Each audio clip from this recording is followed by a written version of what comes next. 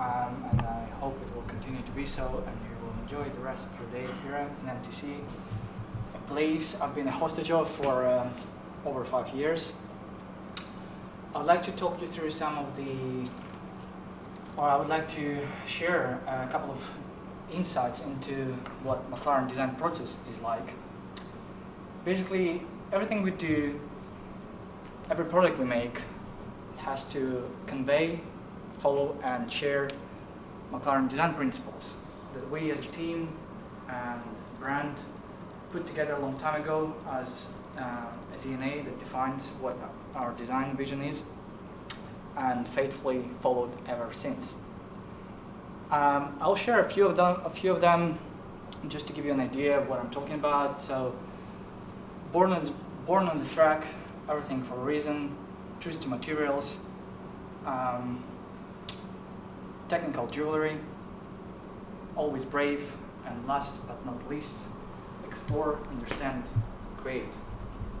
So how do these exactly translate into the product that we make? I would like to guide you through some of the points I mentioned using the example of the car that I was honored to be a lead designer of.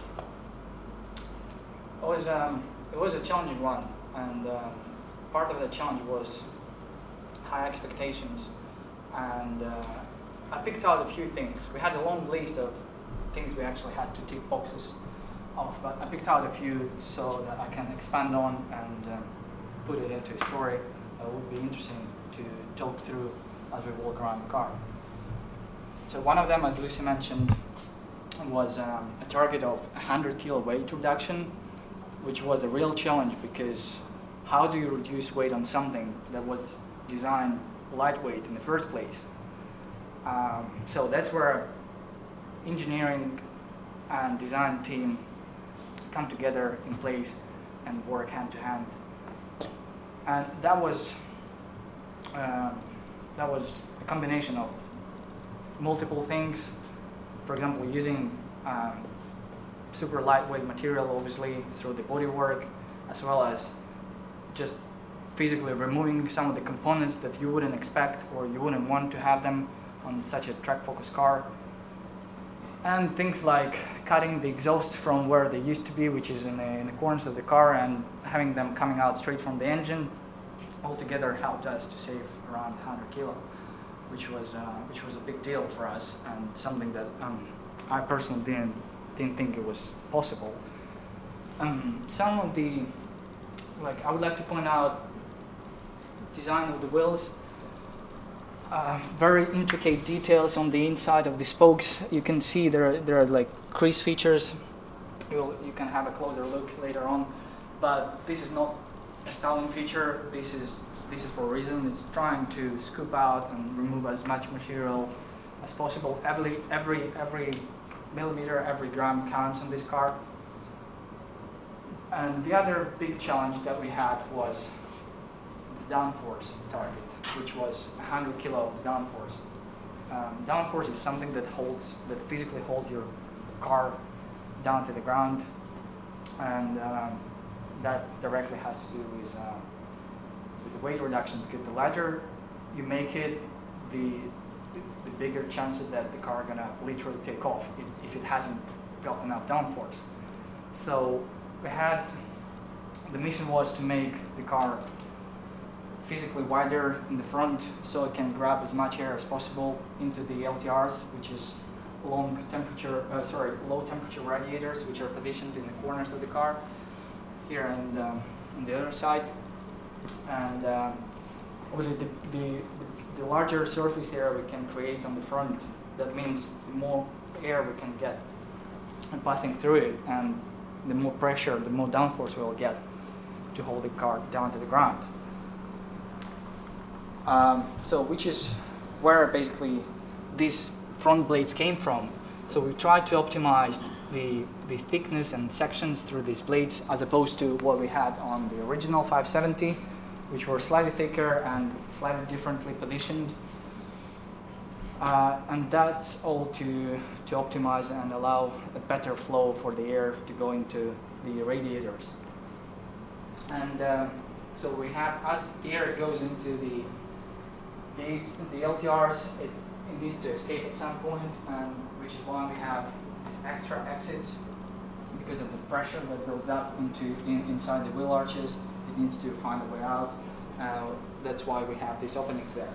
So the air continues along the body side, and the idea is to have it actually attached to the body side as much as possible to get it into the HTRs, which are high temperature radiators, and that's to cool the engine, and that's where most of the cooling goes into. And obviously, if the air doesn't stay attached, it spills out, and then the car gets overheated, and then it just kind of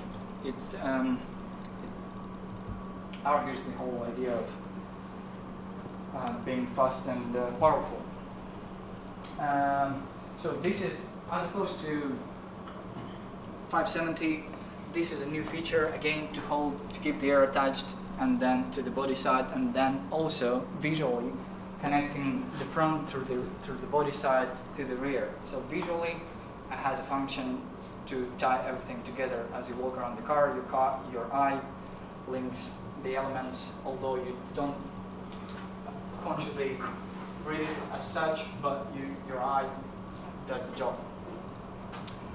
And then another challenge we had was, which is a really outstanding feature on this car, top exit exhaust, something that we had never done and introduced before, and that was again a challenging issue to overcome, because we had this beautiful wing that the flames that you might have seen in the videos coming out from the exhaust, they go straight onto your wing, and that kind of melts it down. So we had to be clever and smart how we approach this, and we had to introduce a special material through the middle portion of the wing that is a heat-resistant material. And we had to go through a number of testings to make sure whatever temperature comes out of this exhaust doesn't ruin the beautiful wing that I designed. I'm very precious about this wing. I spent ages making sure it looks perfect. And then LT obviously is a long tail, as Lucy mentioned before, so it had not only to carry the name of the LT, but also be physically longer as a car. So altogether, this car is around 75 millimeters, around longer than the car it is based on, which is 570. And that is due to beefing up the tail of the car, which is where you see most of the difference compared to the 570 happening. Again, moving the exhaust from traditional place where they used to be, which is in the corners, allowed us to make a lot more wider diffuser that contributes to the 100 kilo of the downforce, because the diffuser now spreads all the way into the corners where the exhaust used to sit, so it's nice and wide, and it helps to the stance of the car. Again, this is something to do with letting the pressure collecting in the wheel arches out from behind of the rear wheel. And yeah, as I said, every single detail, every single element has a function, has a story behind, has a reason to exist. If it doesn't have a reason to exist, we never consider it as an element to have it in the car. I think I must have covered most of it. On the interiors, again, as Lucy said, using Alcantara as opposed to leather that we have in 570 helped us saving altogether around 3 kilo, just leather and Alcantara for one interior. Like 3 kilos is a massive weight saving. As Lucy said again, sorry if I'm repeating myself, weight is crucial for us because, yeah, it's the lighter the car is, the faster it goes, the less fuel it consumes. Although for our customers, fuel is not a subject, apparently. And yeah, altogether it contributes to the product that we have in front of us today. Thank you very much. Thank you. Thank you.